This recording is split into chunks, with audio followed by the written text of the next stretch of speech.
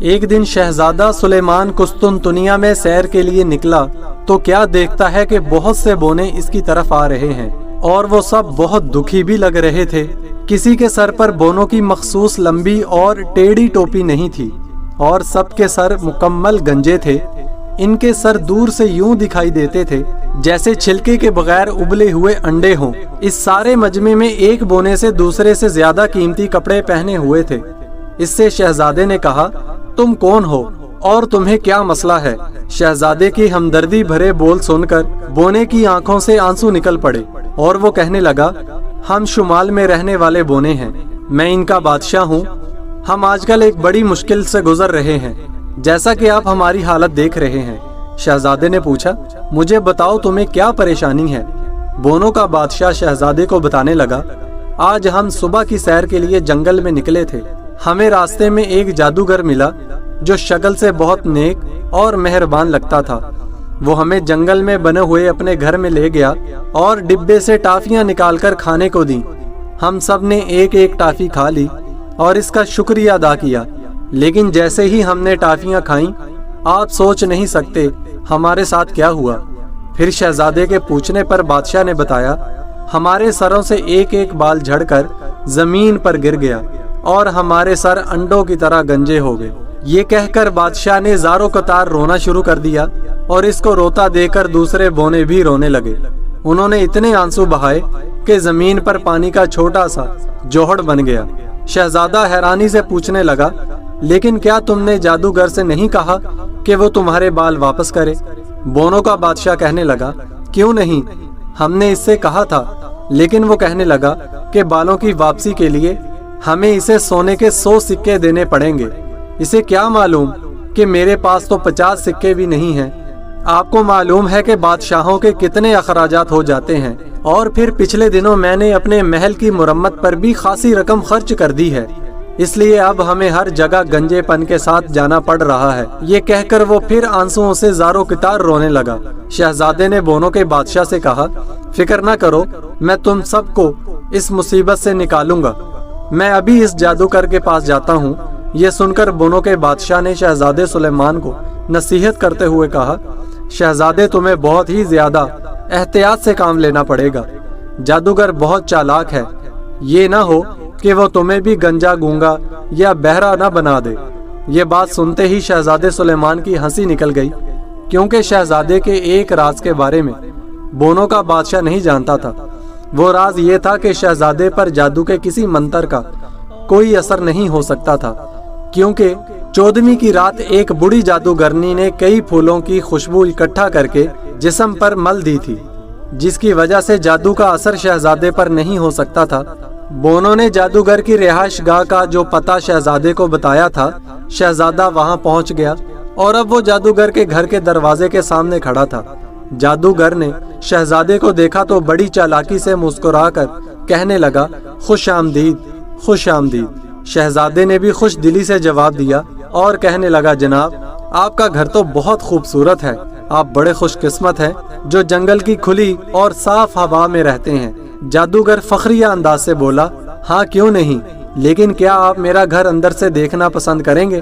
میرے پاس گھر میں کئی ایسی حیرت انگیز چیزیں ہیں جو آپ کو حیران کر دیں گی۔ شہزادے نے یہ سن کر جادوگر کا شکریہ ادا کیا اور اس کے ساتھ گھر کے اندر داخل ہو گیا۔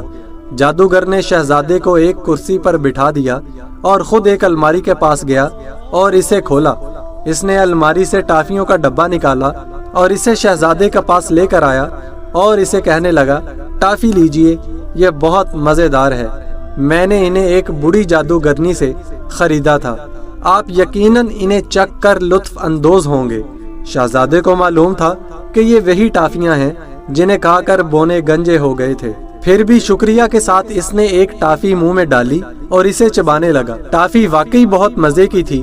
جادوگر اسے ٹافی کھاتے ہوئے بڑے غور سے دیکھ رہا تھا، لیکن جب اس نے دیکھا کہ شہزادے کے بال جھڑنے شروع نہیں ہوئے تو وہ بہت حیران ہوا۔ پھر شہزادہ اچانک کرسی سے اٹھ کر کھڑا ہوا اور خوشی سے جھوٹ موٹ تالیاں بجا کر کہنے لگا، مجھے ان چیزوں کا بھی علم ہو رہا ہے جنہیں کوئی نہیں جانتا، میں ستاروں کا علم جاننے لگا ہوں، مجھے گھاس کی تیلیوں کے بڑھنے کی سرسراہٹ بھی سنائی دے رہی ہے، मुझे दुनिया की सब जुबानों पर आबूर हासिल हो गया है। जादूगर ने हैरानी से चीखते हुए पूछा, क्या वाकई? मुझे लगता है मैंने तुम्हें गलत टॉफी खाने को दे दी है।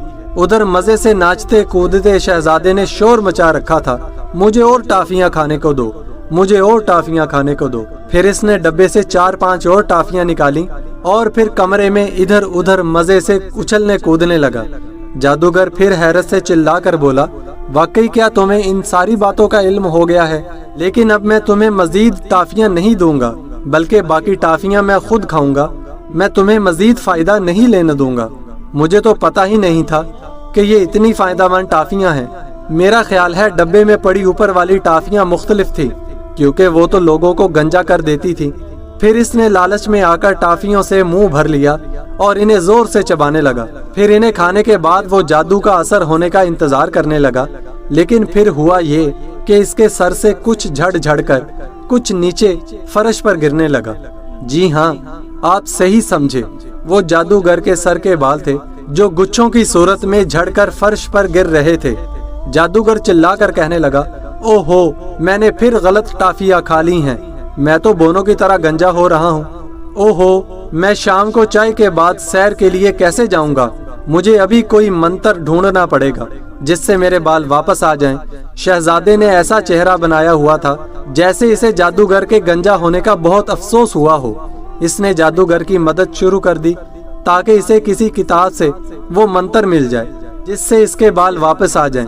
फिर एक किताब में मंत्र पढ़कर जादूगर कांपती हुई आवाज में बोला, मुझे शहद, शबनम के कतरों, एक गुल मकई के फूल की खुशबू, एक बोतल चांदी के पानी को उल्लू के पर से हिलाकर एक मुरक्कब बनाना पड़ेगा। सब चीजें मिल गईं तो इसने सबको बोतल में डालकर इन्हें यकजा करने के लिए अच्छी तरह हिलाया। फिर इसने शहजादे से कहा, अब तुम्हें मेरी मदद करनी होगी, मेरे सारे बाल वापस आ जाएंगे। मुझे घुटनों के बल बैठना होगा और आंखें बंद करके 99 तक गिनना होगा। जब गिन चुकूं ये मुरक्कब मेरे सर पर उंडेल देना, जिससे मेरे सर पर पहले की तरह बाल उग आएंगे।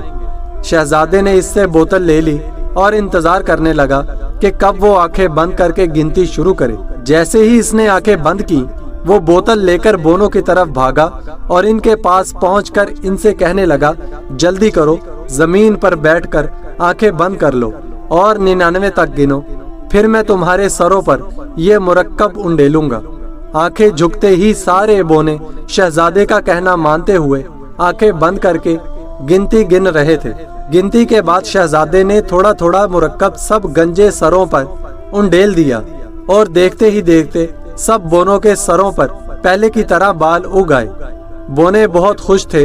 वो शहजादे के इर्द गिर्द इकट्ठा हो गए और इससे दरख्वास्त करने लगे कि वो इनके साथ इनके बादशाह के महल में चले। लेकिन तभी जंगल से ऐसी आवाजें आने लगी जैसे कोई बिफरा हुआ जंगली बैल दौड़ता हुआ आ रहा हो। फिर इन्हें जादूगर दिखाई दिया। गुस्से के मारे इसकी आंखों से शोले निकल रहे थे। वो चिल्लाकर बोला, झूठे शहजादे, तुम मेरा मुरक्कब लेकर भाग आए हो। मैं आंखें बंद किए तुम्हारा इंतजार करता रहा कि तुम मेरे सर पर उंडेलोगे, लेकिन तुमने सारा मुरक्कब इन बोनों के सरों पर उंडेल दिया है।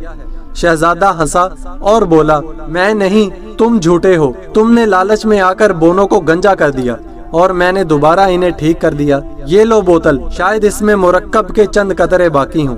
शहजादे ने बोतल फेंकी जिसे जादूगर ने दबोच लिया। इसे बोतल से बड़ी मुश्किल से मुरक्कब के 2 कतरे मिले जो इसने अपने गंजे सर पर मल लिए। लेकिन इसके सर पर सिर्फ 4 लंबे बाल उगे जो इसके गंजे सर पर बड़े मुज़हका खेज दिखाई दे रहे थे।